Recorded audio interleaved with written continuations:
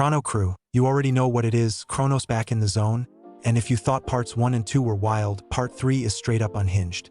Deku's power isn't just evolving, it's breaking everything we thought we knew. If you're loving this chaos, smash that like button, 100 likes, and we'll drop part 4 even harder. Make sure to subscribe so you don't miss a second, and big love to the ChronoCrew legends holding it down every time.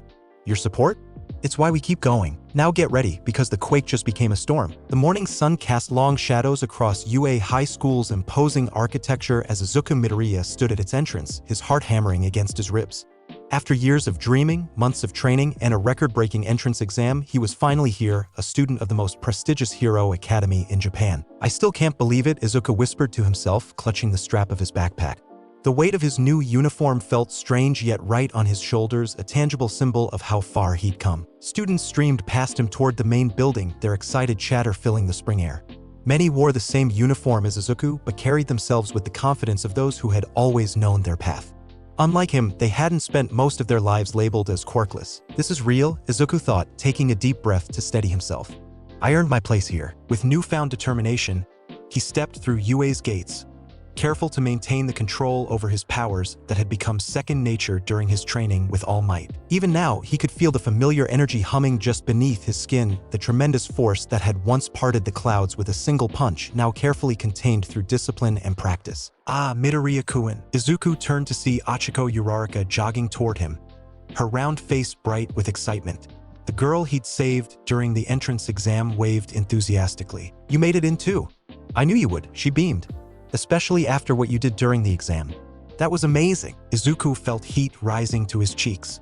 It's good to see you, Uraraka-san. I'm glad you made it in too. All thanks to you, she replied, falling into step beside him as they headed toward the main building. I tried to tell the examiners how you saved me, but it turns out they already had a rescue point system in place. Isn't that cool? Izuku nodded, remembering All Might's holographic message. It makes sense for a hero school to value saving people as much as fighting villains. As they navigated the sprawling corridors searching for Class 1A, Izuku couldn't help but marvel at the facilities. Everything about UA exuded excellence, from the polished floors to the high-tech security systems visible at every turn. This place is even more impressive inside, Uraraka whispered, echoing his thoughts. Finally, they stood before the massive door labeled 1A. Izuku took another steadying breath. Here we go, he said, sliding the door open. The classroom beyond was already filling with students, their appearances as varied as their presumed quirks. Izuku scanned the room, recognizing a few faces from the entrance exam. His gaze landed on a familiar head of spiky blonde hair, and his stomach tightened involuntarily. Katsuki Bakugo sat with his feet propped on his desk, his perpetual scowl firmly in place. When their eyes met, Bakugo's expression darkened further, but he made no move to approach Izuku, a marked improvement from their middle school days. If you're here to socialize, then leave. The dry voice came from behind them. Izuku and Uraraka turned to find a man lying on the floor in a yellow sleeping bag, his disheveled appearance at odds with UA's polished environment. This is the hero course, the man continued, unzipping the sleeping bag to reveal a tired face framed by long, unkempt black hair. I'm your homeroom teacher, Shota Aizawa. Stunned silence fell over the classroom as Aizawa dragged himself to his feet, shrugging off the sleeping bag to reveal a black outfit and a distinctive scarf wrapped around his neck. Put these on, he instructed, producing a stack of gym uniforms from seemingly nowhere. Meet me at the PE grounds in 10 minutes. Don't be late. Without further explanation, he shuffled out of the classroom, leaving 20 confused students in his wake. A test on the first day? Uraraka whispered. Is that normal? Izuku frowned thoughtfully. I don't think anything about UA is normal by conventional standards. As the class hurried to change and find the PE grounds, a knot of anticipation formed in Izuku's stomach. Whatever this test entailed, he couldn't afford to lose control of his power, not here, not on his first day, not surrounded by his new classmates. Focus, he reminded himself. Precision, not just power. 10 minutes later, Class 1A stood assembled on the PE grounds, their blue gym uniforms stark against the green field. Aizawa stood before them, his expression betraying nothing of his intentions. Today we're conducting a quirk apprehension test, he announced without preamble. You've all done standard physical tests in middle school, but you were prohibited from using your quirks. That's an irrational approach when preparing heroes. He held up a smartphone displaying a fitness tracking app. You'll perform the same physical tests you're familiar with, but this time using your quirks however you see fit. The student who ranks last in total performance will be deemed to have zero potential and will be expelled. Gasps rippled through the group. Expulsion on the first day? It seemed incredibly harsh, even for the top hero program in the country. That's not fair. Uraraka protested. We just got here. Aizawa's tired eyes fixed on her. Natural disasters, catastrophic accidents, rampaging villains, the world is full of unfairness. It's a hero's job to combat that unfairness. For the next 3 years, UA will throw hardship after hardship at you. This is just the beginning. His gaze swept across the assembled students. If you want to talk about fairness after graduation, be my guest. For now, consider this your first heroic trial. Izuku swallowed hard, the weight of the moment settling on his shoulders. Around him, his classmates shifted nervously, all except Bakugo, whose face split into a predatory grin. Now we're talking, the explosive teen muttered, cracking his knuckles. Aizawa gestured toward a circular throwing field. We'll start with the softball throw. Bakugo, you scored highest in the entrance exam's villain points. Step up and show us what you can do. Bakugo sauntered forward, taking the softball from Aizawa with a confident smirk. He rotated his shoulder, stretching as he took position in the circle. Die! He roared, winding up and launching the ball with an explosive blast from his palm.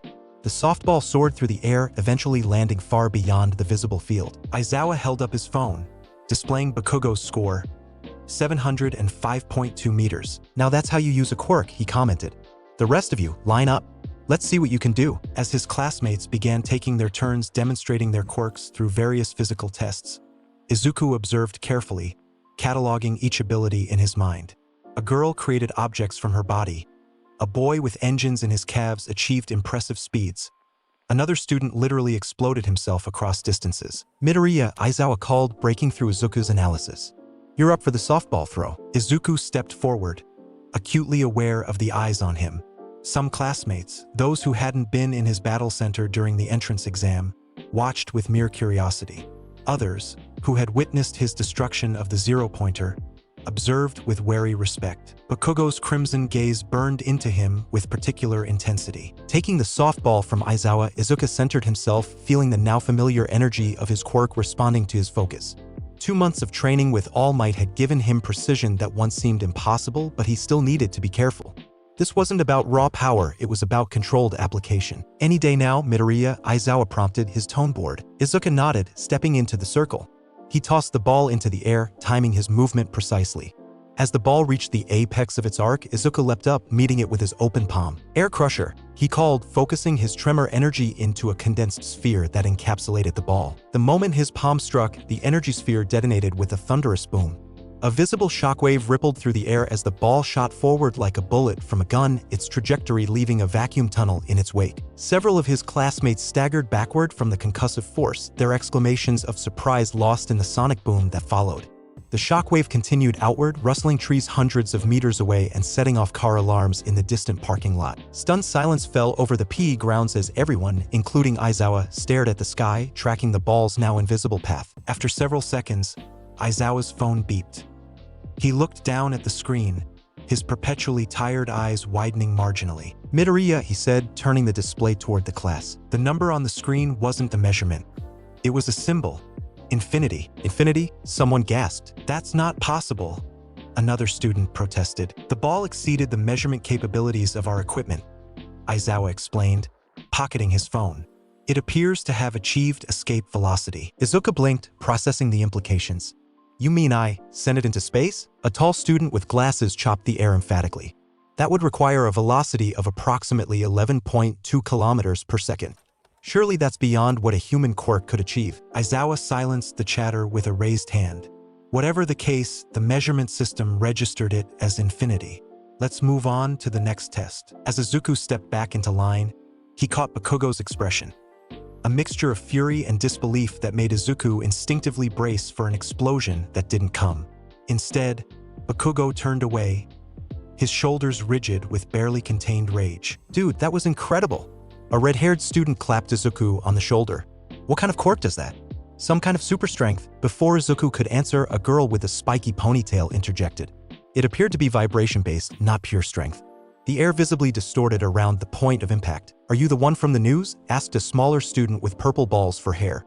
The Quake kid who changed the weather? Izuku felt heat rising to his face as the attention focused on him. Yes, that was me. But it was an accident. I have more control now. More control? Echoed a blonde boy with a black lightning bolt in his hair. You just sent a ball into orbit. That's enough, Aizawa cut in, his scarf writhing slightly as his quirk activated. We have 7 more tests to complete. Save the chatter for later. The remaining tests proceeded in a blur of activity. Izuku used his quirk judiciously, creating small tremors to propel himself in the long jump, vibrating his muscles at specific frequencies to enhance his grip strength, and using localized shockwaves to improve his sidestep speed. By the end of the testing, Izuku was breathing hard but satisfied with his performance. He had demonstrated control alongside power, exactly what All Might had trained him to do. Finally, Aizawa gathered the class to display the final rankings. Izuku's eyes immediately went to the top of the list. Izuku Midoriya, Momo Yaoyorozu, Shoto Todoroki. His gaze drifted down to see Bakugo in 4th place, the blonde's face a mask of barely contained fury. Oh no, Uraraka murmured beside him, pointing to the bottom of the rankings where a small grape-headed boy named Minoru Mineta occupied last place. Aizawa stepped forward, his tired eyes scanning the anxious faces before him. Concerning the expulsion, he began, causing Mineta to whimper. It was a logical ruse. What? The class exclaimed in unison. A slight smile tugged at Aizawa's lips. A necessary deception to draw out your full capabilities.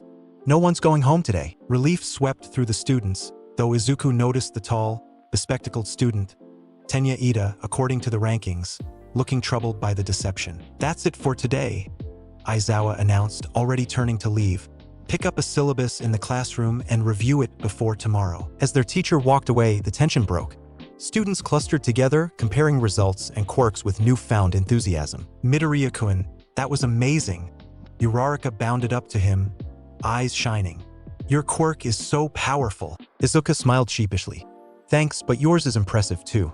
Zero gravity has so many practical applications. The girl with the spiky ponytail, Yaoyorozu, who'd placed 2nd, approached them. Your control is remarkable, Midoriya-san, especially considering the raw power your quirk possesses. Have you had it long? The question caught Izuku off guard. Not very, he admitted. It manifested late. Fascinating, she replied. Most quirks manifest by age 4.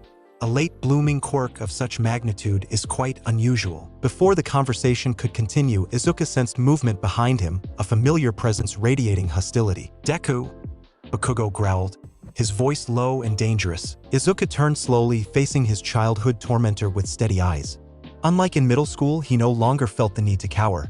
Kaken, don't think this changes anything? Bakugo snarled, his palms sparking with small explosions. So you threw a ball into space. Big deal. I'm still going to be the #1 hero, not you. Rather than intimidation, Izuku felt a strange calm in the face of Bakugo's rage. I never said I was going to be #1 instead of you, Kaken. I just want to be a hero, the best hero I can be. Something flickered in Bakugo's eyes. Confusion, perhaps, at Izuku's lack of fear.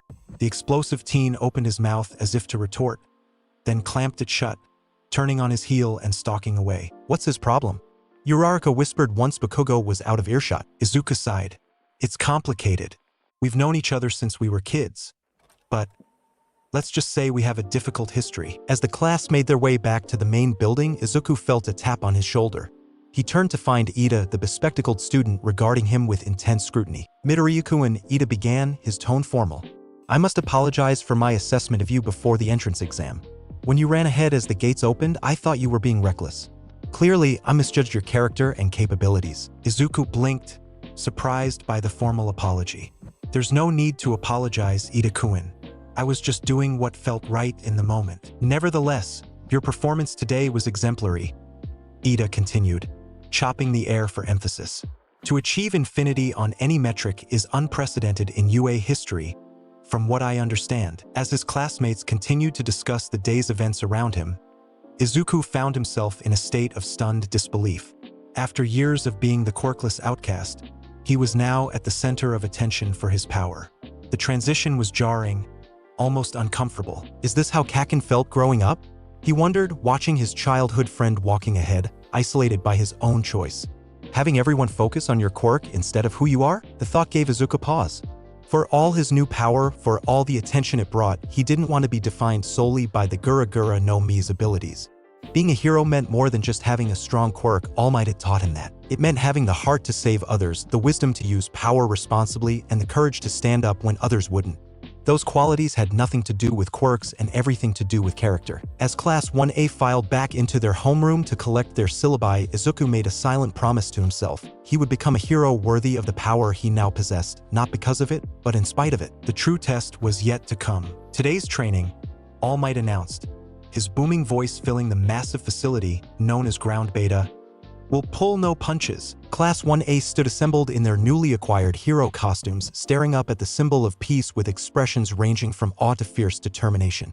After the revelations of the quirk apprehension test the previous day, anticipation for actual combat training ran high among the students. Izuku adjusted the gauntlets of his costume, a design that had evolved significantly from his original sketch after discovering his tremor powers. Gone were the All Might-inspired elements, replaced with reinforced gloves designed to channel and direct his vibrations, a utility belt containing support equipment, and a sleek green bodysuit with webbing patterns reminiscent of tremor lines on a seismograph. The design was practical, focused on amplifying his control rather than his already substantial power. After sending a softball into orbit, Izuku had realized that restraint would be his greatest challenge as a hero. For this exercise, All Might continued, striking a heroic pose, you'll be split into heroes and villains for 2-on-2 indoor battles. He went on to explain the scenario. Villains would guard a nuclear weapon inside a building, while heroes would attempt to either capture the villains using special tape or touch the weapon to secure it.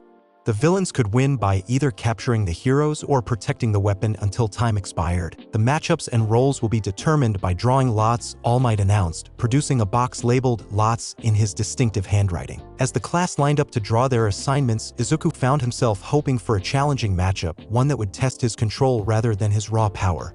After yesterday's display, he needed to prove to himself and his classmates that he wasn't just a walking natural disaster. When his turn came, Izuku drew a ball labeled A and Hero. He looked around to see who his partner would be. I'm A2. Uraraka bounded up to him, her round face visible through her helmet's visor. Looks like we're a team, Deku-kun. Izuku smiled, genuinely pleased with the pairing. Uraraka's zero-gravity quirk had fascinating tactical possibilities when combined with his tremor abilities. Great. Let's do our best, Uraraka-san. I'm Team D for villain, announced Ida, approaching them with mechanical movements that matched his knight-like armor. I wonder who my villain partner will be. I am, came a gruff voice from behind them. Bakugo stepped forward, his grenade-shaped gauntlets and explosive-themed costume making his quirk unmistakable. His crimson eyes locked onto Izuku with predatory focus. Who's playing hero? Izuku swallowed hard as Uraraka raised her hand nervously. That would be us. Bakugo's face split into a feral grin. Perfect. All Might confirmed the matchup with characteristic enthusiasm. The first battle will be Team A as heroes versus Team D as villains. As Bakugo and Ida were led away to prepare the villain hideout, Izuku felt a curious mix of dread and determination settling in his stomach. Of all possible opponents, facing Bakugo with his intimate knowledge of Izuku's habits and weaknesses presented unique challenges. Are you okay, Deku-kun? Uraraka asked, noticing his expression. You seem tense. Izuku nodded, his mind already racing through strategies. Bakugo and I have history. He's incredibly strong and smart, and he'll be coming straight for me. Because of your ranking yesterday? That's part of it, Izuku acknowledged. But it goes deeper than that. Kaken has always needed to prove he's better than me, and now that I have this quirk. He trailed off, watching Bakugo's retreating form. Uraraka placed a reassuring hand on his arm. We're a team, remember? Whatever history you have with him, we'll face it together. Her words calmed Izuku's racing thoughts.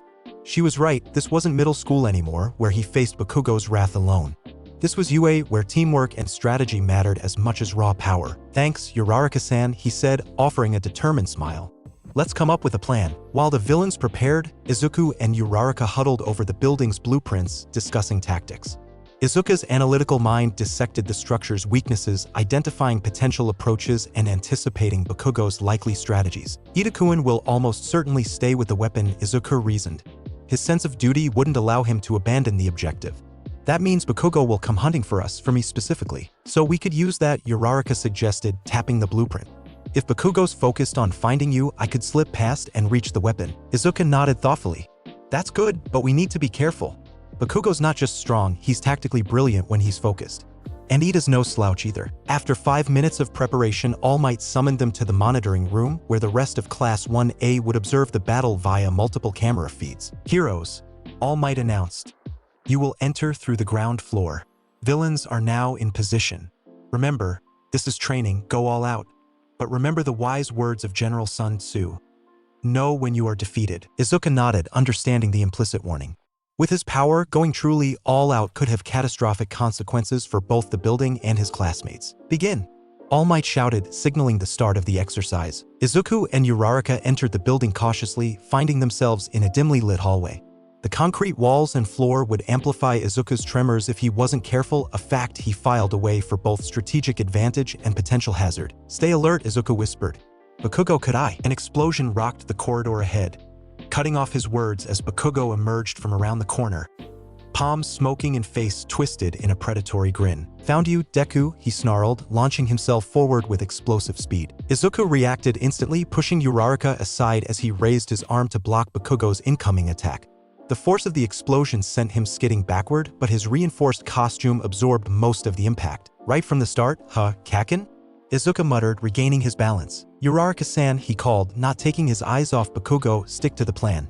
I'll handle this. Understanding immediately, Uraraka nodded and darted down an adjacent hallway, leaving Izuku to face his childhood tormentor alone. Bakugo's eyes narrowed at the strategic split. Running away, round face? Fine by me, once I crush Deku, you're next. He lunged at Izuku again, but this time Izuku was ready. Instead of blocking, he sidestepped the explosive punch, using Bakugo's momentum against him. The maneuver, practiced countless times during his training with All Might, felt natural now. You've gotten better at dodging, Bakugo acknowledged, his voice laced with venom. But you'll have to attack eventually, unless you're still the same coward underneath all that power. Izuku remained silent, analyzing Bakugo's movements. The explosive teen was right, simply evading wouldn't win this fight. But engaging Bakugo directly risked damaging the building beyond acceptable limits. I need to contain this, Izuku thought, backing down the hallway to draw Bakugo away from Uraraka's position. Create a controlled environment for our fight. What's wrong, Deku? Bakugo taunted, following Izuku's retreat with measured steps. Afraid to use that flashy quirk of yours? Or maybe you're saving it for some big dramatic moment like at the entrance exam. I'm just being careful, Izuku replied evenly. Unlike you, I'm thinking about collateral damage. Bakugo's eye twitched at the implied criticism. Don't lecture me about being a hero, you damn nerd. Not when you've been hiding this power all along. He unleashed a larger explosion, forcing Izuku to leap backward into a wider chamber. Exactly what Izuku had been looking for. The room appeared to be a storage area, with higher ceilings and more space to maneuver. I wasn't hiding anything, Kakin, Izuku said, finally stopping his retreat. My quirk manifested late. You know that. Bullshit. Bakugo roared, the outburst accompanied by a series of rapid explosions as he closed the distance between them. No one goes from quirkless to throwing balls into space overnight. You've been looking down on me all these years, haven't you? The accusation struck Izuku like a physical blow. The idea that he, who had endured years of torment and ridicule, had somehow been looking down on Bakugo was so backward, so completely divorced from reality that it momentarily stunned him. That moment of hesitation cost him. Bakugo's fist connected with his solar plexus, driving the air from his lungs. Izuku staggered back, fighting to recover his breath as Bakugo pressed his advantage with a barrage of explosive strikes. He's too close for me to use my quirk safely, Izuku realized, blocking and dodging as best he could. I need distance. With a desperate move, Izuku stomped his foot, sending a mild tremor through the floor. The vibration was controlled, just enough to unbalance Bakugo without threatening the building's integrity. In the momentary opening, Izuku leapt backward, creating space between them. There it is, Bakugo snarled, regaining his footing. Finally decided to use your quirk, huh? Well, it's too late. I'm already stronger than you, Deku. I always have been. He raised his right arm, aiming one of his grenade-shaped gauntlets at Izuku. You know what these are? They store my sweat, the nitroglycerin-like substance that I use for explosions. When released all at once. A menacing grin split his face as he pulled a pin from the gauntlet. Izuku's eyes widened in realization. Bakugo, no. That could bring down the whole. Die! Bakugo roared, releasing a massive explosion that rocketed toward Izuku like a blazing comet. Time seemed to slow as Izuku assessed his options. He could dodge, but the explosion would destroy the wall behind him, potentially causing structural damage to the entire building. He could try to run, but the blast radius was too wide. Or he could meet force with force. Decision made. Izuku planted his feet and thrust his palm forward, focusing his tremor energy with precision born from months of training. Air shield, he called, creating a dense web of vibrations in the air before him. When Bakugo's explosion collided with the tremor barrier, the result was spectacular. The force of the blast dispersed along the vibrating air, creating a swirling vortex of fire and concussive energy that spread outward rather than forward. The walls rattled, dust and debris rained from the ceiling, but the structure held. Bakugo stared in disbelief as his most powerful attack was neutralized. What the hell? Izuku lowered his hand, breathing heavily from the exertion. I told you, Kaken. I'm thinking about collateral damage. This is a rescue exercise, not a demolition derby. Fury contorted Bakugo's features. Don't talk down to me, Deku. I don't need your lectures or your pity. It's not pity. Izuku shot back, his own frustration finally boiling over. It's respect. I've always respected your strength, your determination. Even when you were tormenting me, I never looked down on you. He took a step forward, his voice growing stronger. But this isn't middle school anymore, Kaken. We're training to be pros. If you can't control your quirk without endangering everything around you, then what kind of hero are you trying to be? Bakugo froze, the words hitting harder than any physical blow could have. For a brief moment, doubt flickered across his face. Genuine uncertainty that Izuku had never seen before. Then, with a roar of renewed rage, Bakugo launched himself forward, both palms crackling with explosive energy. Shut up! Izuku knew it was time to end this. Bakugo was too consumed by his emotions to fight rationally, and prolonging the battle risked greater damage to the building. As Bakugo closed in, Izuku gathered his tremor energy, not in his palm this time, but throughout his entire body. When Bakugo was just meters away, Izuku released a controlled, omnidirectional tremor that rippled outward in a perfect sphere. Gekishin, ripple. The vibrations passed through Bakugo like an invisible tide, disrupting his momentum and balance without causing physical harm. The explosive teen staggered, his attack faltering as his body involuntarily responded to the frequency of Izuku's tremors. Before Bakugo could recover, Izuku closed the distance between them, capturing tape ready in his hand. With practiced movements, he secured Bakugo's wrists behind his back, officially eliminating him from the exercise. Bakugo has been captured. All Might's voice announced over the building's communication system. Bakugo remained on his knees, trembling with rage and humiliation. This isn't over, he hissed, refusing to meet Izuku's gaze. Not by a long shot. Izuku regarded his childhood friend with a mixture of pity and resolve. I know, he said quietly. It never is with us. Leaving Bakugo secured but seething, Izuku turned his attention to the upper floors where Uraraka would be facing Ida alone. He needed to provide backup fast. As he sprinted toward the stairwell, Izuku activated the communication device in his helmet. Uraraka-san, status report. 5th floor, east side, came her breathless reply. I found the weapon, but Ida-kun is guarding it too well. I can't get close. I'm on my way, Izuku assured her, taking the stairs 3 at a time. Hold your position. For flights of stairs later, Izuku emerged onto the 5th floor, guided by the sounds of Ida's theatrical villain monologue echoing down the corridor. Ha ha! Your quirk is impressive, hero, but my speed makes your floating abilities useless. You cannot touch what you cannot catch. Peering around the corner, Izuku assessed the situation. The nuclear weapon sat in the center of a large open room, with Ida patrolling its perimeter at high speed. Uraraka crouched behind a pillar, occasionally attempting to dash toward the weapon only to be intercepted by Ida's superior velocity. We need to immobilize him, Izuku realized. But the tremors that could stop Ida might also damage the weapon and fail the exercise. Then he noticed the ceiling, a concrete slab supported by load-bearing pillars. An idea formed in his mind. Uraraka-san, he whispered into his communicator. I have a plan, but I need you to be ready to use your quirk on yourself. When I give the signal, make yourself float and grab the weapon. Roger that, she replied, determination evident in her voice. Izuku took a deep breath, focusing his energy for a precision strike. He needed to create structural damage without causing a collapse, a delicate balance that would test the limits of his control. Stepping into the doorway, he announced his presence. Ida-kun, your villain days are over. Ida spun toward him, fully committed to his role. Midoriya-kun, or should I say foolish hero? Your capture of my nefarious colleague means nothing. The weapon remains under my protection. Not for long, Izuku replied, raising his hand toward the ceiling. Uraraka-san, now. As Uraraka pushed off from her hiding place, making herself weightless, Izuku released a focused tremor directly into the ceiling above Ida. The concrete cracked in a perfect circle, raining debris down on the armored student's position. What the? Ida exclaimed, forced to dodge the falling chunks of ceiling. In that moment of distraction, Uraraka sailed through the air, pushed by her own momentum without gravity's resistance. Her fingers brushed the surface of the nuclear weapon just as Izuku's 5-minute countdown on his technique expired. Hero team wins. All Might's voice boomed through the speakers. The weapon has been secured. Uraraka landed beside the weapon, pumping her fist in triumph while Ida stood frozen in exaggerated despair at his failure. "No," he wailed, fully committed to his villainous role until the end.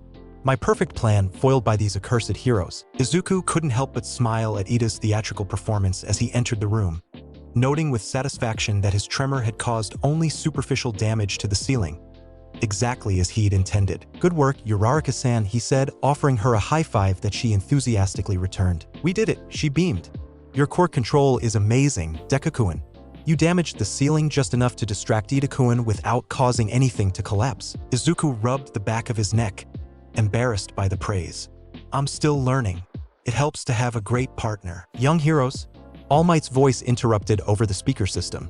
"Please return to the monitoring room for battle evaluation." As Izuku and Uraraka headed toward the exit, Ida fell into step beside them, his villain persona discarded. "That was excellent strategy, both of you. I never anticipated an attack from above." "Thanks, Ida-kun," Izuku replied. "Your defense was really solid. If we hadn't coordinated perfectly, you would have intercepted Uraraka-san again." Only as they reached the stairwell did Izuku remember Bakugo still secured with capture tape in the storeroom 2 floors below. His victory over his childhood tormentor should have felt triumphant, but instead, a hollow feeling settled in Izuku's stomach. "I didn't want to beat him like this," Izuku realized. "I wanted to prove myself, not humiliate him." When they reached the monitoring room, the rest of Class 1A greeted them with excited chatter and congratulations. Izuku's controlled use of his tremendous power had impressed his classmates even more than his infinity score the previous day. "Dude, that was super manly," exclaimed the red-haired student, Kirishima. Izuku recalled. "You didn't go all destructive like yesterday. That's real control. I particularly appreciated your concern for structural integrity," added Yaoyorozu, nodding approvingly. "Many emitter types neglect to consider environmental factors." All Might's booming laugh cut through the chatter. "Well done, young heroes and villains. Now, who can tell me who the MVP of this battle was?" To Izuku's surprise, Yaoyorozu raised her hand immediately. "I believe Midoriya-san deserves that recognition, All Might-sensei." "Oh," All Might prompted. "Explain your reasoning, young Yaoyorozu." "Midoriya-san demonstrated superior strategy, quirk control, and adaptability," she began, her analysis precise and thorough. "He neutralized Bakugo-san without excessive force or structural damage, communicated effectively with his partner, and developed a winning strategy that utilized both his and Uraraka-san's quirks optimally." All Might nodded enthusiastically. "Excellent assessment. Young Midoriya indeed displayed remarkable restraint and tactical acumen." As the class continued discussing the battle, the door to the monitoring room slid open to reveal Bakugo, now free of the capture tape. His expression was unreadable as he took his place at the back of the room, pointedly avoiding looking at Izuku. All Might noticed the tension and addressed it directly. "Young Bakugo, your aggressive strategy showed promise but lacked consideration for your environment. Remember that a true hero must protect property as well as defeat villains." Bakugo's only response was a non-committal grunt, his eyes fixed on the floor. As the next match was announced and teams moved to prepare, Izuku found himself watching Bakugo's isolated figure. The victory that should have felt like vindication instead left him with a complex mixture of emotions. "This isn't what I wanted," Izuku thought. "Proving I'm stronger than Kakin was never the point. What he wanted, what he had always wanted, was acknowledgement. Not as a rival or an enemy, but as an equal worthy of respect." Today's battle had certainly demonstrated his power, but it had driven an even deeper wedge between him and Bakugo. As Izuku turned his attention to the next match unfolding on the monitors, he couldn't help but wonder if true reconciliation with Bakugo was even possible, or if their shared history had created a chasm too wide to bridge. Whatever the answer, one thing was clear: the path to becoming the hero Izuku envisioned would involve challenges far more complex than simply controlling his tremor powers. It would require healing old wounds, forging new bonds, and finding the balance between power and compassion that defined a true hero. The morning sunlight streamed through the windows of Class 1A, casting long shadows across the desks as Izuku Midoriya reviewed his notes from yesterday's battle trial. His victory against Bakugo had left him with mixed emotions, pride in his growing control over the Gura Gura power, but concern about the widening rift between him and his childhood friend. "I need to focus on becoming a better hero, not on competing with Kakin," Izuku thought, glancing up as the classroom door slid open. Aizawa shuffled in, looking as exhausted as ever in his black outfit and signature capture scarf. The class immediately fell silent, their attention fixed on their homeroom teacher. "Good work with yesterday's battle trial," Aizawa said, his tone flat despite the praise. "I've reviewed the footage. Some of you showed promise." Others. His tired eyes swept across the room, lingering briefly on Bakugo. Have a lot to learn about what it means to be a hero. Bakugo scowled from his seat, his gaze firmly fixed on his desk. Today, we'll be deciding on a class representative, Aizawa continued, leaning against the podium. I don't care how you choose. Just make it quick. The classroom erupted into chaos as nearly every student shot their hand into the air, each declaring why they should be chosen. Izuku remained quiet, watching the spectacle with a small smile. In the world of heroes, a class representative role was more than just ordinary school duty, it was leadership training for future pros. Everyone, please. Ida's voice cut through the commotion, his hand chopping the air emphatically. This is a job with serious responsibility where you must carry everyone's weight. The only truly worthy way to fill this position is democratically. We should hold an election. But we've barely gotten to know each other, Suyu pointed out, her large finger pressed thoughtfully against her chin. Won't everyone just vote for themselves? That's precisely why anyone who manages to earn multiple votes will be truly exceptional, Ida declared. A worthy leader for our class. Aizawa, already nestled in his yellow sleeping bag in the corner, grunted his approval. Just decide before my nap ends. The election proceeded quickly. Izuku stared at his ballot paper, pen hovering uncertainly. Who would make the best leader? His mind immediately went to Yaoyorozu's cool analysis during the battle trial, Ida's strict adherence to rules and order, even Uraraka's unwavering optimism in the face of challenges. After much deliberation, he wrote down a name that wasn't his own and submitted his vote. When the results were tallied on the blackboard, Izuku's jaw dropped in shock. I got 4 votes, he exclaimed, staring at his name at the top of the list. Yaoyorozu, who received 3 votes for second place, looked equally surprised. Bakugo slammed his fist on his desk, small explosions popping from his palms. Who the hell voted for Deku? Izuku approached the front of the classroom on shaky legs, standing beside Yaoyorozu as Aizawa officially announced them as class representative and deputy, respectively. I'll do my best to lead our class, Izuku managed, his voice steadier than he felt. Ida nodded approvingly from his seat, and Izuku noticed the tall student's stiff posture and vaguely disappointed expression. Did Ida want this position?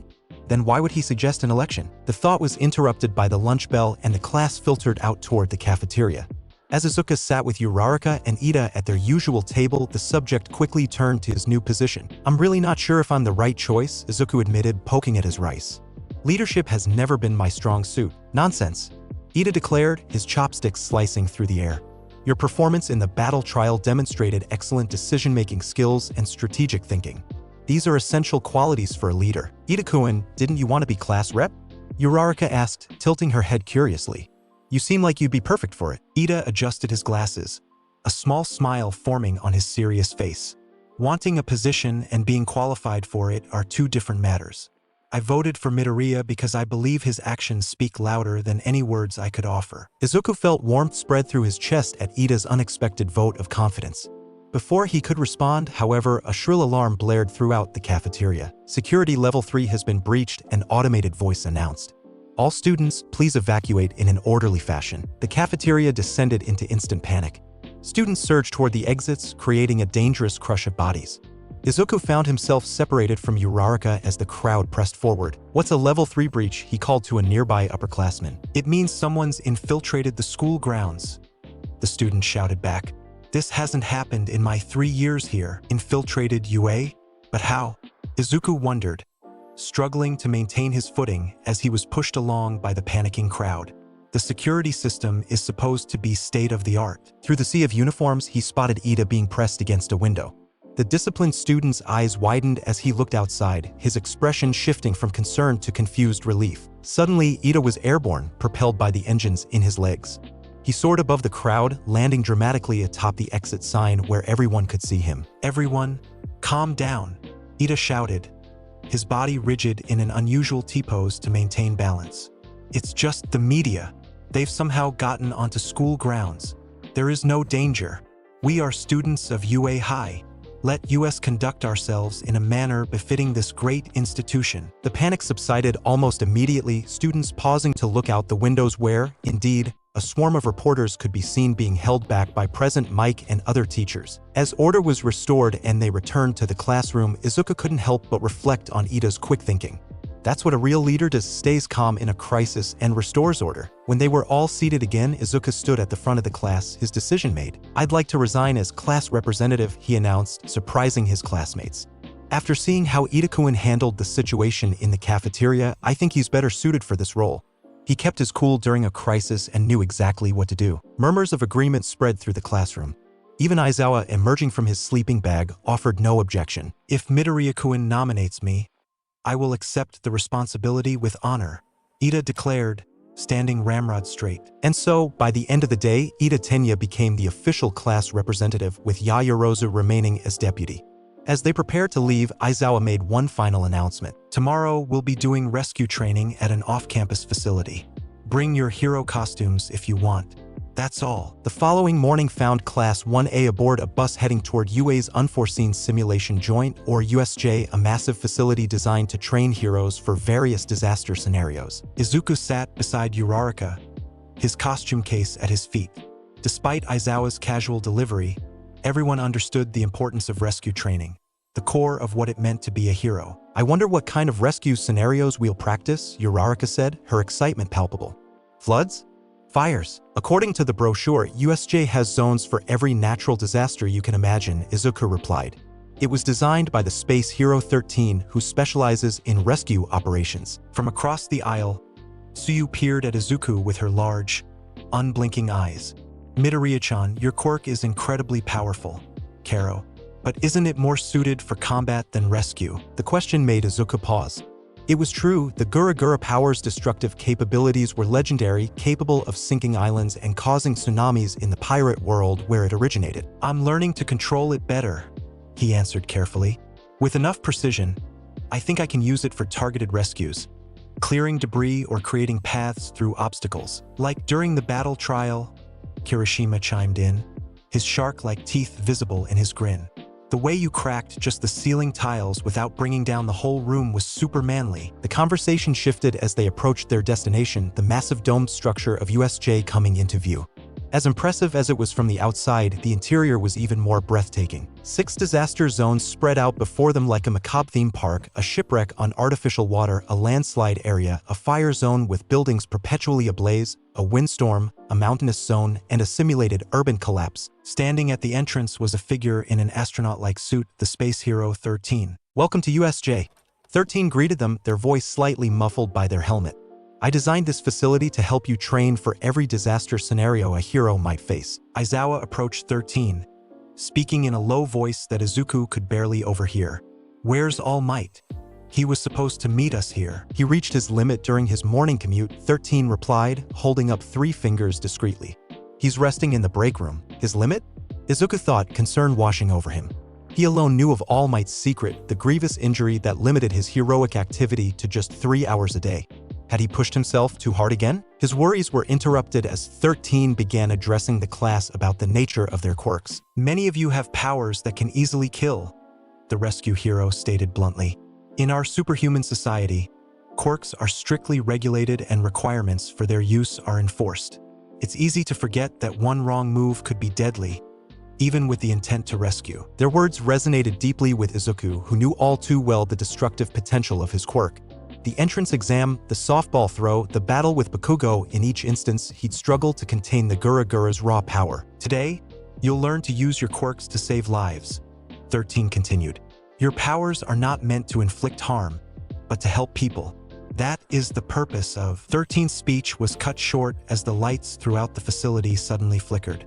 In the central plaza below, the air itself seemed to warp and distort, coalescing into a swirling mass of dark purple mist. From within this unnatural fog emerged a hand. Then another, and another. A figure with disembodied hands clutching his face and limbs stepped through, followed by dozens, no hundreds, of sinister-looking individuals. Stay together and don't move, Aizawa commanded, pulling his yellow goggles over his eyes. 13, protect the students. What's going on? Kirishima asked, stepping forward to get a better look. Is this like the entrance exam? Don't move. Aizawa's voice was sharp with urgency. Those are villains. The word sent a chill through the class. Villains? Here? At UA? The alarm sensors? Yaoyorozu asked, her usual composure slipping. Why aren't they working? Someone must be jamming the signals, Todoroki observed. His mismatched eyes narrowed. They carefully chose this isolated facility when a class was scheduled. This is no random attack. They're here with a goal. The misty villain expanded, his yellow eyes gleaming as he addressed the hand-covered man. Shigaraki Tamura, the schedule said All Might should be here. Yet I do not see him. The man called Shigaraki scratched at his neck, the motion unsettlingly frantic. You're right, Kurojiri. Where's he? We went through all this trouble, brought all these playmates. His voice trailed off, head tilting as he observed the students at the entrance. Whatever. Maybe if we kill some kids, he'll show up. Aizawa's scarf unwound, floating around him like a living thing as he prepared for battle. 13. Evacuate the students. Try calling for backup. The alarm sensors aren't working, which likely means our communications are jammed too. Kaminari, use your quirk to try to contact the school. What about you, Sensei? Izuku asked, stepping forward. You can't fight all those villains alone. Your fighting style is to capture villains one-on-one. That's too many. Aizawa glanced back, his expression hidden behind his goggles. No good hero is a one-trick pony, Midoriya. 13. I'm counting on you. With that, he leapt from the top of the stairs, diving straight into the horde of villains.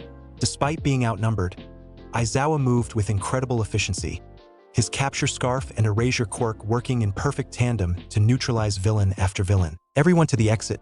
13 commanded, gesturing toward the massive doors. The class had barely taken a few steps when the misty villain, Kurojiri, materialized directly in their path. I'm afraid I can't allow that, he said, his mist body expanding to block their escape. Greetings. We are the League of Villains. Forgive our audacity, but today we've come to UA High School, this bastion of heroism, to end the life of All Might, the symbol of peace. 13 stepped forward, opening one of the specialized ports on their fingertips. But before they could activate their black hole quirk, Bakugo and Kirishima launched themselves at the misty villain. Did you think we'd just stand by and let you monologue? Bakugo roared, unleashing an explosion directly into the center of the mist. When the smoke cleared, Kurojiri remained unharmed, his misty body reforming. That was close. Students though you may be, you are the golden eggs of this hero society. His body expanded exponentially, dark portals opening all around the class. Now scatter and be tortured to death. Izuku felt the ground vanish beneath him as he, along with most of his classmates, was engulfed by the warp gates. The last thing he saw was Ida desperately reaching out, only to be left behind with 13 and a few others as the darkness swallowed Izuku whole. For a moment, there was nothing but the sensation of falling through emptiness. Then, with a splash, Izuku hit water, cold and deep. The shock momentarily disoriented him, but his training took over. He kicked upward, breaking the surface with a gasp. He had been teleported to the shipwreck zone, an enormous pool with a sinking vessel in the center. As he treaded water, trying to get his bearings, two more heads popped up nearby. Midoriya-chan, Tsuyu called, swimming toward him with powerful strokes. Clutched in one hand was a struggling Mineta. Are you all right, Karo? Tsuyu-san. Mineta-kun, Izuku exclaimed in relief. I'm fine. We need to get out of the water and… His words died in his throat as dark shapes moved beneath the surface. Villains. Dozens of them, all with aquatic-type quirks, circling like sharks. The boat, Izuku whispered urgently. We need to reach the boat. Tsuyu nodded, her powerful frog-like legs propelling her through the water with Mineta in tow. Izuku swam alongside, keeping a wary eye on the shapes moving below them. They reached the vessel just as the first villain made his move, a shark-headed man lunging from the water with jaws agape. Tsuyu's tongue shot out, wrapping around Izuku's waist and yanking him onto the boat's deck just before the villain's teeth could close around his leg. She pulled herself and Mineta aboard a second later. That was close, Izuku breathed, his heart hammering. Thank you, Tsuyu-san. Call me Tsu, she replied simply. We're in a dire situation, Karo. Mineta was less composed, tears streaming down his face as he peeked over the railing at the villains circling the boat. We're gonna die. What are villains doing at UA? Aren't the teachers supposed to protect us? Get a hold of yourself, Mineta-kun, Izuku said firmly, though his own hands trembled slightly. We need to think. He peered over the edge of the boat, analyzing their situation. The villains seemed content to wait, knowing their prey had nowhere to go. The boat was slowly sinking, giving them a time limit. They knew our schedule, Izuku muttered, the pieces falling into place. They must have been the ones who broke into UA yesterday. The media breach was just a cover to get intel on the school's security systems. But why? Tsuyu asked, her large eyes blinking. What do they want? They said they came to kill All Might, Izuku replied, his brow furrowed. But that's impossible. No matter how many of them there are, they can't defeat the symbol of peace. Unless… His blood ran cold as he remembered All Might's weakened state.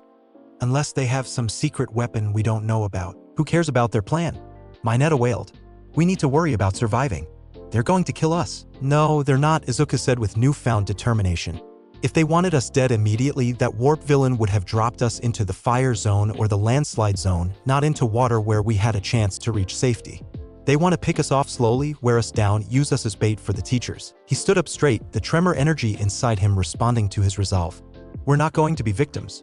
We're going to fight back. Fight back. Mineta squeaked. Are you insane? There are dozens of them and only 3 of us. Midoriya-chan is right. So you said? Her calm voice a counterpoint to Mineta's panic. We're hero students. This is what we've been training for. Izuku nodded, formulating a plan. Su-chan, what exactly can you do with your quirk? I can jump high, stick to walls, extend my tongue up to 20 meters, spit out my stomach to clean it, and secrete a mild toxic mucus. Though it just causes stinging, nothing lethal, she recited matter-of-factly. And Mineta-kun? The small student hesitated, then pulled one of the purple balls from his head. These stick to anything but me. They grow back quickly, but if I use too many, I bleed. Izuku's mind raced, analyzing their quirks against their situation. The villains were waiting for them to enter the water, expecting them to attempt an escape by swimming to shore. But what if they didn't do the expected? I have a plan, Izuku announced, his voice steady despite the danger. But I need you both to trust me completely. He quickly outlined his strategy, watching their expressions shift from doubt to cautious hope. When he finished, Tsuyu nodded decisively, while Mineta wiped away his tears, a spark of determination replacing his fear. Are you ready? Izuku asked, positioning himself at the edge of the boat. Ready, Karo? Tsuyu confirmed, wrapping her arms around Mineta. Wait. Mineta protested. Are you sure this will work? It has to, Izuku replied, drawing his tremor energy to the surface. He could feel it coursing through him, a tide of power barely contained beneath his skin. Control, he reminded himself. Precision, not just power. The villains sensed something was happening. They began to close in, circling tighter around the sinking vessel. Now, Izuku shouted. Tsuyu leapt from the boat, carrying Mineta high into the air with her powerful legs. As they reached the apex of their jump, Mineta began plucking the sticky balls from his head, throwing them down into the water with desperate force. Simultaneously, Izuku launched himself upward, his body parallel to the water's surface. At the height of his jump, he thrust his palm downward, focusing his tremor energy into a concentrated point. "SEA quake!" he roared. The effect was instantaneous and devastating. The air beneath his fist shattered like glass, sending a shockwave directly into the water. The ocean itself seemed to crack, the immense force creating a momentary void before water rushed back in with tsunami-like force. The villains, caught completely by surprise, were tossed like ragdolls in the churning maelstrom. Those unfortunate enough to be directly beneath Izuku's attack were blasted to the bottom of the pool, while others were swept up in the resulting wave. Mineta's sticky balls, scattered across the surface, became lethal in the chaos. Villains stuck to each other, to the boat, to the walls of the facility, rendering them helpless as the artificial tsunami carried them away. Tsuyu, still airborne, extended her tongue to wrap around Izuku's waist, pulling him safely away from the devastation he'd created. They landed at the edge of the zone, watching as the water gradually settled, revealing dozens of incapacitated villains. That was... Mineta began, staring wide-eyed at the destruction. Perfect control, Tsuyu finished, nodding approvingly. You're amazing, Midoriya-chan. But Izuku wasn't listening. His attention had shifted to the central plaza where he could see Aizawa still fighting valiantly against the remaining villains. Despite his formidable skills, the sheer numbers were wearing him down. He moved slower now, his attacks less precise. We need to help Aizawa-sensei, Izuku decided, already moving toward the plaza. He can't keep this up much longer, but what about escaping? Mineta protested, though he followed nonetheless. Heroes don't abandon people in danger, Izuku replied, his pace quickening. They reached the edge of the plaza just in time to witness a horrifying scene. Aizawa, exhausted from fighting dozens of villains, found himself face to face with what could only be described as a monster. The creature stood nearly twice as tall as a normal man, its body bulging with unnaturally defined muscles. Its brain was exposed, its beaked face devoid of expression, and its skin a sickly black purple. Most disturbing of all were its eyes, vacant, yet somehow focused directly on Aizawa. Meet the anti-symbol of peace, Shigaraki announced with childlike glee. The bioengineered weapon designed to kill All Might, NOMU. Aizawa's capture scarf lashed out, binding the creature's limbs. But the Noma didn't even flinch. With frightening speed, it broke free and grabbed Aizawa's arm, snapping it like a twig. Izuku watched in horror as his teacher's scream echoed through the facility. The NOMU slammed Aizawa's face into the concrete, again and again, blood spattering with each impact. "No!" Izuku gasped, his body moving before his mind could catch up. He sprinted forward, tremor energy already gathering in his palm. "Midoriya, don't!" Tsuyu called after him, but it was too late. "Air quake!" Izuku shouted, punching forward with all his might. The air between him and the NOMU distorted, a visible shockwave racing across the plaza. It struck the monster with the force of a cannonball, sending it flying backward away from Aizawa's broken form. The concrete beneath it cracked and shattered, debris raining down as the NOMU crashed through a nearby wall. Shigaraki turned slowly, his hand-covered face somehow conveying surprise despite being hidden. Well, what do we have here? A student with some actual power." Ignoring the villain, Izuku rushed to Aizawa's side. The teacher was barely conscious, his face a bloody mess and his arm bent at an unnatural angle. "Aizawa-sensei," Izuku whispered, horrified by his teacher's condition. "Run!" Aizawa managed through broken teeth, his normally stern voice weak with pain. "Get away! I'm getting you out of here," Izuku promised, carefully lifting his teacher. He turned to Tsuyu and Mineta, who had followed despite their fear. "Su-chan, can you carry him to the entrance? Get him to 13. Tsuyu nodded, her tongue wrapping gently around Aizawa's battered form. "What about you?" Izuku's eyes hardened as he turned back toward where the NOMU had been thrown. "I'll hold them off, by yourself." Mineta squeaked. "That's suicide." But Izuku wasn't listening. His attention was fixed on the dust-filled hole where the NOMU had disappeared. Something was moving in there, something that should have been, at the very least, incapacitated by his attack. The NOMU emerged from the rubble, completely unharmed, its vacant eyes fixed on Izuku with unnerving focus. "I forgot to mention," Shigaraki called, his tone casual despite the situation. "NOMU has shock absorption. Your little earthquake tricks won't work on him." "Shock absorption?" Izuku thought, his mind racing. "That means he can take the force of my attacks without damage. But every quirk has a limit." "Su-chan, Mineta-kun, go now," Izuku commanded, stepping forward to face the monster. "Get Aizawa-sensei to safety." As his friends retreated with their teacher's broken body, Izuku stood alone against the NOMU and Shigaraki. The misty villain, Kurogyri, materialized beside his leader. "The students at the entrance are proving troublesome," Kurogyri reported. 13 is down, but one student escaped, a boy with engines in his legs. "Ida," Izuku realized with a surge of hope. "He got away. If he reaches the main campus, the pros will come." "It doesn't matter," Shigaraki said, scratching his neck furiously. "We can't beat dozens of pros. It's game over for now." He glanced at Izuku with what might have been interest behind his hand mask.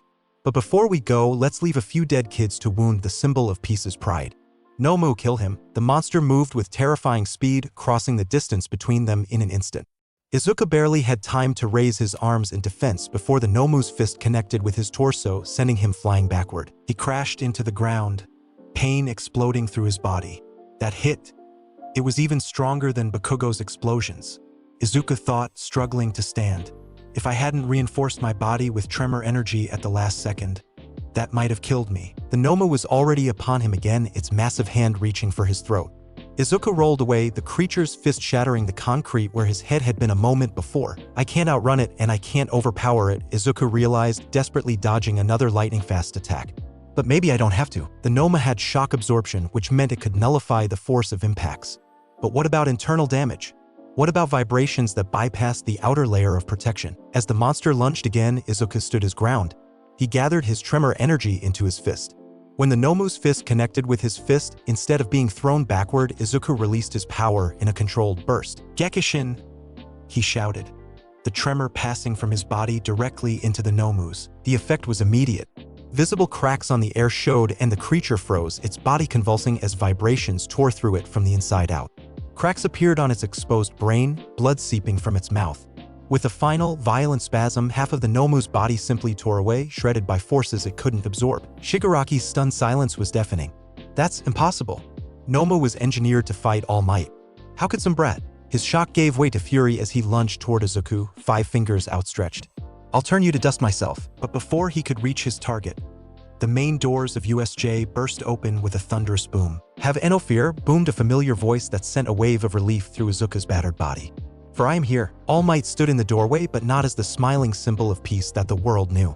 His face was contorted with rage, his perpetual grin replaced by a furious snarl. "All Might." Izuku whispered, his vision beginning to blur from exhaustion and pain. The symbol of peace moved like lightning, appearing beside Izuku in an instant. His large hand gently steadied the young hero in training. Young Midoriya, All Might said, his voice soft despite his anger. You've done more than enough. Rest now. Izuku tried to warn his mentor about the NOMU's shock absorption, but his words came out slurred. All Might seemed to understand nonetheless, his eyes taking in the creature's shredded remains. I see you've already dealt with their weapon, he observed, genuine impressed. But I'll handle the rest. What followed was a blur of motion too fast for Izuku's tired eyes to follow. All Might dispatched the remaining villains with terrifying efficiency, his movements driven by righteous fury rather than his usual showmanship. Shigaraki and Kurogiri attempted to retreat, but found themselves face-to-face with a newly arrived squadron of UA teachers led by none other than Principal Nizu himself. As the villains were subdued and medical help arrived for the injured, Izuku found himself being carefully examined by Recovery Girl. The events of the day swirled in his mind. The attack, Aizawa's injuries, his battle with the NOMU. All Might, he called weakly, catching the hero's attention as he passed by. I couldn't let Aizawa-sensei die.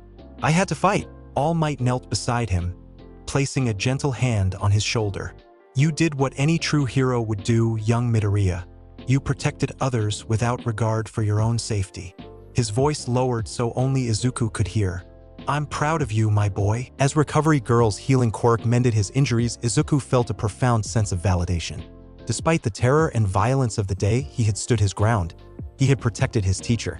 He had defeated a monster designed to kill the greatest hero alive. For the first time since receiving the Gura Gura power, Izuku felt truly worthy of it. Not because of the destruction he could cause, but because of the lives he could save. As darkness claimed him, one thought remained clear in his mind. This is what it means to be a hero. And that's it for part 3, but trust me, Deku's just warming up. If you're feeling that seismic hype, hit that like button. 100 likes and the next part drops sooner than you think. Subscribe so you're not left behind when the next quake hits, and comment below with your wildest theory or power mashup idea. Much love to all the ChronoCrew legends out there. You make this series what it is. Stay sharp, stay loud, and I'll see you in the next timeline. Chronos out.